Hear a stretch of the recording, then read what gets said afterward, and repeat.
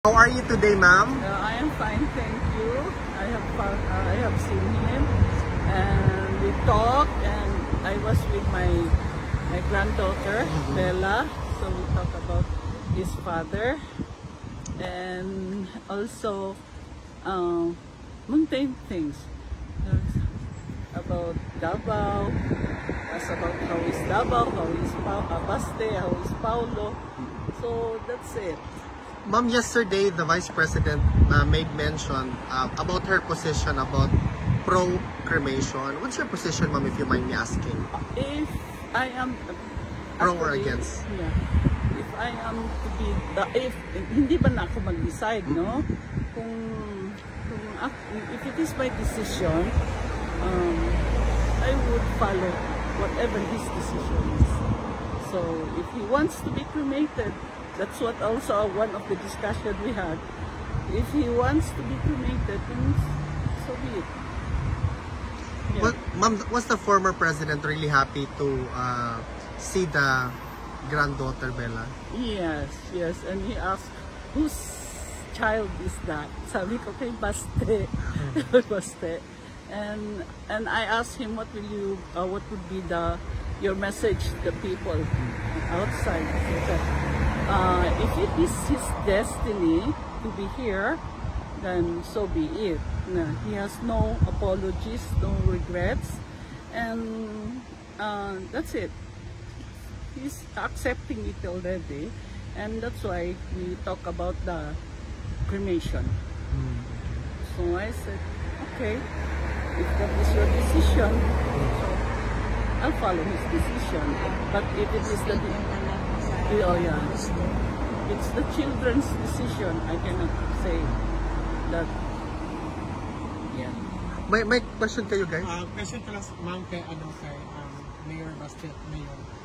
How is he po as an acting mayor in Davao? For Baste, I think he's making good, and he's also very strict, especially with the garbage and everything. You know. And who is the vice mayor po ngayon? Rigo. It's Rigo. Yes, it's Rigo. So acting vice mayor. Yeah. Ma'am, I don't know if na pag-usapan niyo sa loob. I think most likely hindi, no, kasi the prosecutors kasi, ma'am, I'm not gonna ask it. No problem about that. No politics. Ikaw, ma'am, sorry, I'm sorry about that. Ma'am, do you have a message to the Filipino people, ma'am? Yeah, I think with what is happening in the Philippines, and I think you have also read the news. Yeah. I hope the Filipino would do something about it. You know, it is you, the massa. It is you, the citizen, who can do something. It's not us. You. That's why I'm so happy that you are here. Talagang we are grateful. We are grateful for you. Yeah. Thank you, ma'am. May question ba kayo, guys? Question about din sila, ma'am. You've been here for like kind of long time. Yeah. How are you, ma'am, here in the Netherlands, ma'am? I want to go home. How about the foods, ma'am? Dutch food, did you have a challenge? Okay. I'm okay with the food. I'm okay. Yeah. Yeah. Thank you, ma'am. Yeah. I think yun lang yung... Meron pa bang question, guys?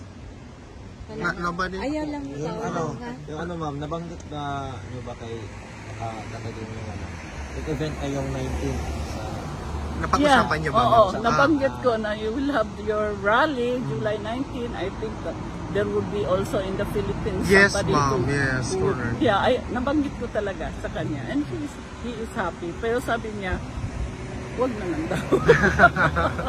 Yun ang sabi niya. We will never stop po talaga, ma'am. So, then sabi ko, they won't stop. Yung sabi ko ganun sa kanya. Pero I think he has that acceptance already because he's talking about cremation. Then sabi niya, oh, now you have a witness. Sabi niya kasi nandun yung guardian. Now, whatever I wanted, you tell my children. Okay, sige.